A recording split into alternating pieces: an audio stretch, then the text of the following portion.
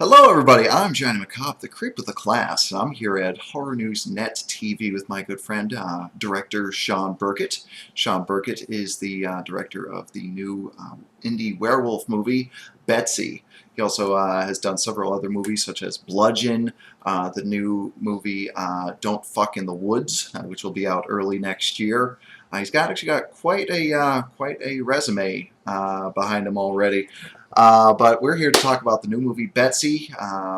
Just entered the festival circuit. Filming wrapped up less than 2 months ago, I believe. It's hot off the presses. So yeah, let's talk about Betsy here, Shawn. So what had you wanting to do a werewolf movie? Honestly, werewolves have always been a passion of mine. Growing up, my grandfather would take me to the video store probably 3 times a week because he watched me all the time, and I can remember seeing the Wolfman and just at a young age, between like 6 and 8, seeing that photo transformation of him going from Lawrence Talbert to the actual beast was just it was one of those things I can remember sitting there just like, and it was so quick that it's like I would rewind it, play it Mhm. again. Werewolves have just always been cool to me. Yeah. I don't really know how to explain it. Yeah, I get it completely. I mean, they're of the classic monsters. They're definitely my personal favorite as well, which is I guess a shame in a way because there really aren't that many good werewolf movies out there, Right. especially in the lower budget end of things. It's a really hard monster to tackle with a micro budget, just because it demands a certain level of effects. Um, I mean, if you go all the way and you don't do it well, it just looks like garbage. I like probably one of the more talked about werewolf movies of recent years, Late Phases. The old Vietnam vet, blind vet in the retirement community with a werewolf problem. Great movie, Right. just ruined at the end for me personally because of the suits that they used for the werewolves. You can practically see the zipper on them. One thing I hate with werewolf movies, and that was not the only one that I saw. I think that it was a problem with that. I might be thinking of the newest Howling movie. One thing I hate with werewolf costumes is when they have, like, for a tail, just like a limp piece of cloth that just kind of like flaps around behind them. I Right. hate that. Yeah, that's like Toho people in rubber suits fighting in like cardboard buildings. Right. Bad monster suit. That's like that's that level. I just hate it. But I mean, when I saw Betsy, I loved what you did with it. I mean, what you did is you went with less is more. You didn't have the budget to go, freaking American Werewolf in London. So what you did is, you kept a minimalistic approach, and you did it well. And I really like how that came across. So how did the story for Betsy itself? How did that come up? Honestly, the original concept for Betsy was it had nothing to do with werewolf. It was about a prostitute who had a obsession with bloodlust, and after I made "Don't Fuck in the Woods," just after the response, I mean, a lot of people liked the movie, a lot of people hated the movie. It's one of those things you're never going to please everybody, but I just loved the fact of making a monster movie, something with a creature that you had to put work into. I mean, as far as Betsy goes, I know it's not an elaborate creature, but I felt we had to play to our strengths, and it definitely was not a big budget movie. We've got like $5,700 into this film, and it's I don't know how to explain it, but it's just I'm not gonna let the fact that we didn't have the budget to make a big budget creature feature just to not make a feature, Right.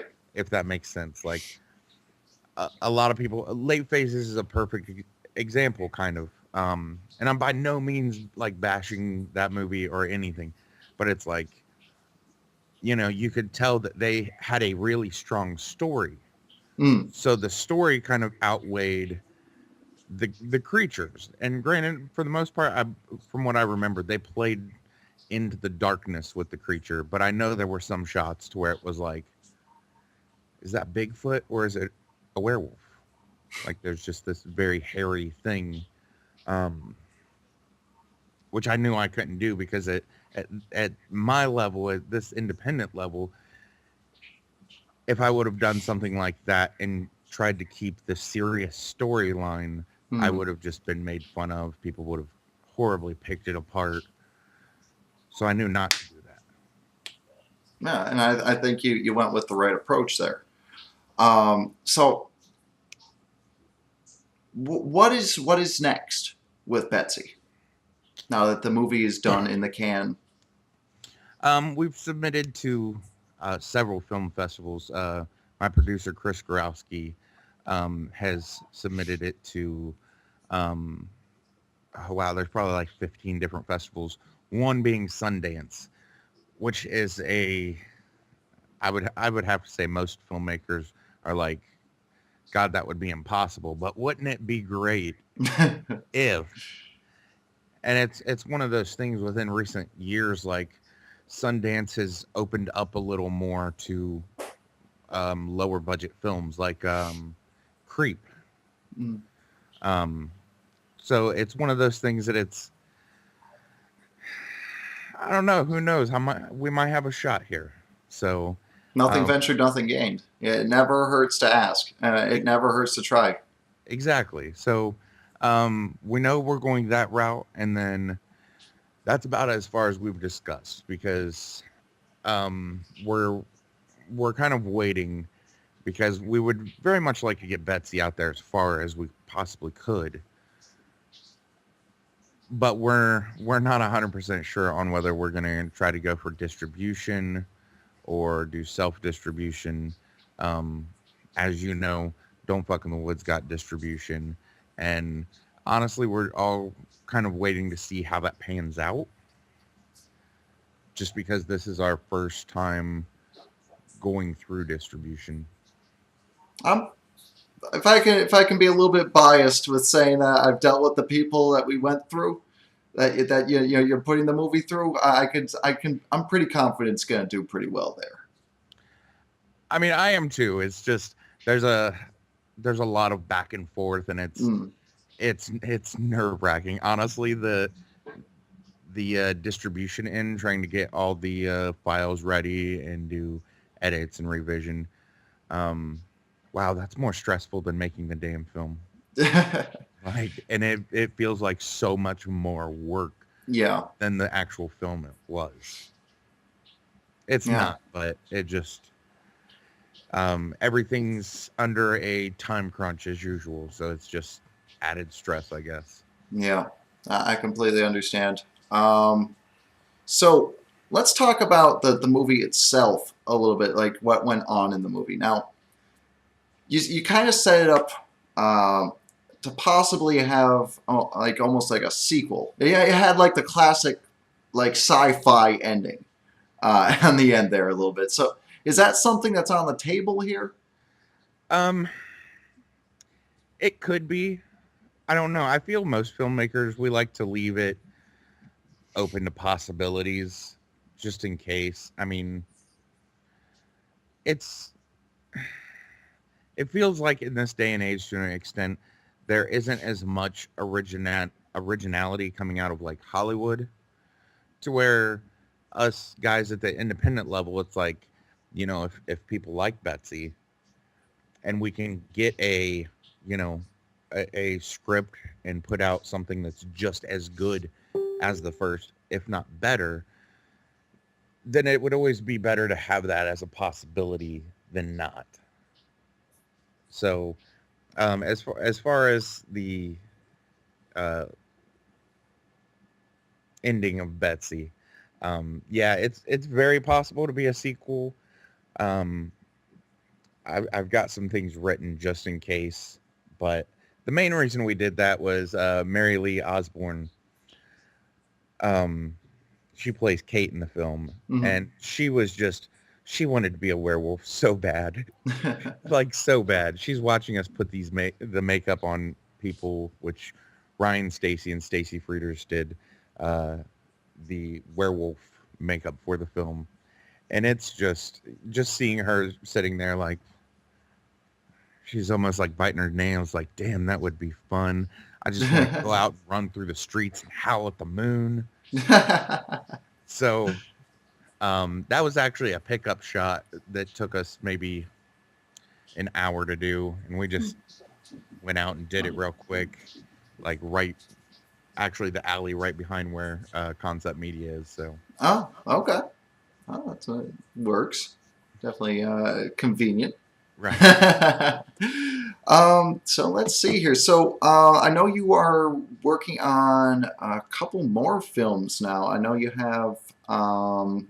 Let's see. I know you are helping to produce Angel, yeah, the new film from. I'm sorry, I'm having a brain fart. Help me out here. Motherfucker Jones. We call him Motherfucker Jones from Tory Jones. Yes, the director of the Wicked one. I know you are working on. You're starting to work the process of Don't Fuck in the Woods 2. You also have a couple short films, and you have Season's Greetings 2 somewhere on the back burner there. Yeah, I honestly, Don't Fuck in the Woods has hit. I thought I was done with Don't Fuck in the Woods. I'm not gonna lie. I thought I was done.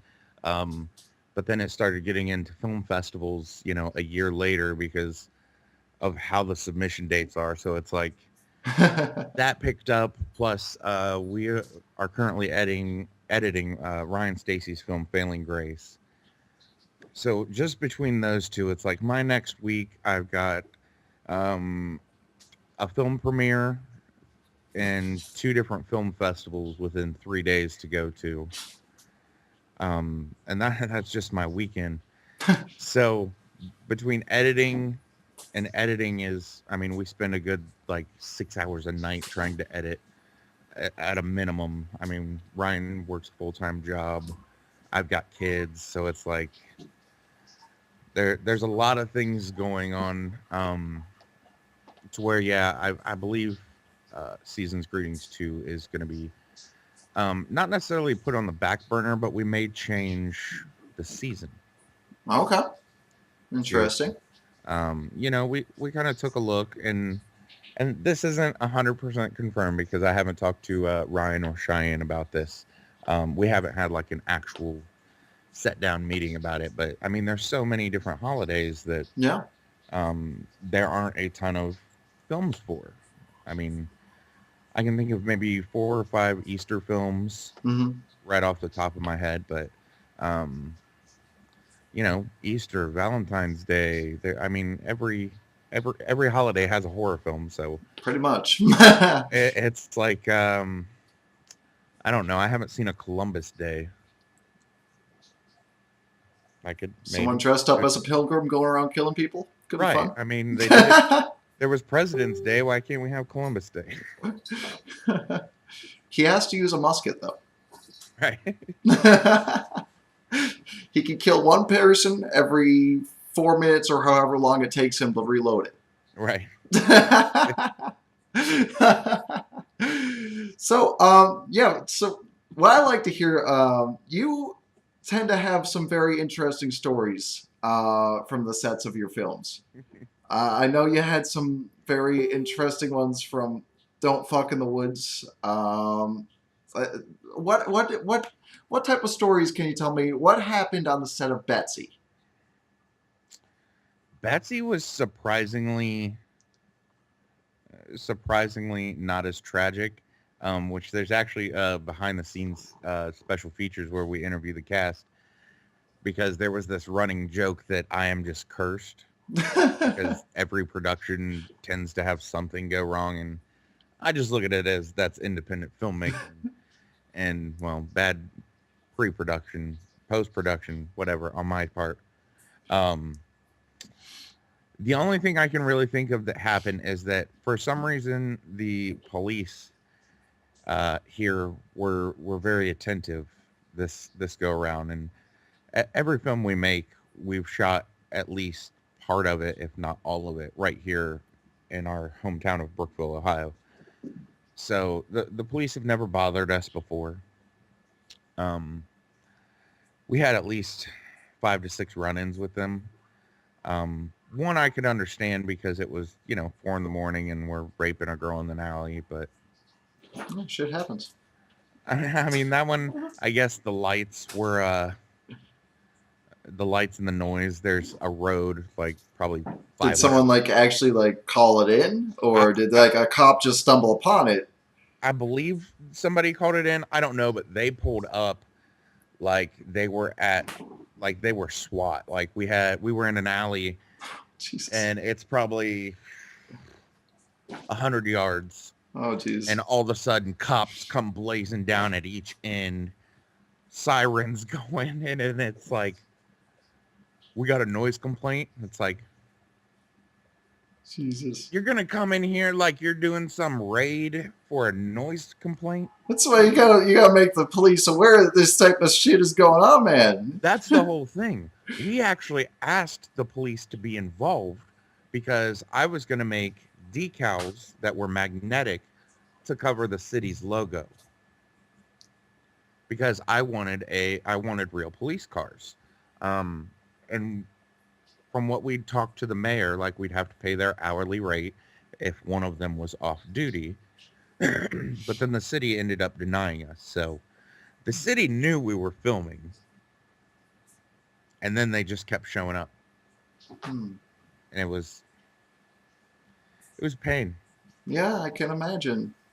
Especially, I mean, we started shooting in February, so it was pretty damn cold out at like 2 in the morning. Oh, jeez. And then we have cops stopping us like all the time, and not all of it was late at night. Like some was like 8 o'clock at night when we're like out in public, just on a street, and they'd stop us like, "What you guys doing?" Holding a fucking camera. There's a boom mic. You know, we're selling drugs. You know, meth, that kind of thing. They were just Jeez. ridiculous. Yeah, it sounds like. Well, I'm glad that that's not a regular issue. Hopefully, this is a one-time occurrence. Well, that's why we actually didn't shoot "Don't Fuck in the Woods" in Brookville. Okay. We went to a neighboring city, which that city found out we were shooting it, but we were shooting it on private property, so there wasn't shit they could do about it. Hmm. But they weren't happy because of the title, and they are a Christian-based community. So, Well, hey, I mean, it's educational film. I mean, it's good life lessons. It's like a PSA. right, and that's what I'm gonna do with the sequel. I think the sequel, we're gonna have like a sex education class on the bonus features That would be amazing. for fucking in the woods, the proper way to do so. That's amazing. Please do that. Please do that. All right. Well, Shawn, it was great having you on here. Definitely. Yeah, I'm looking forward to seeing what you got going on next.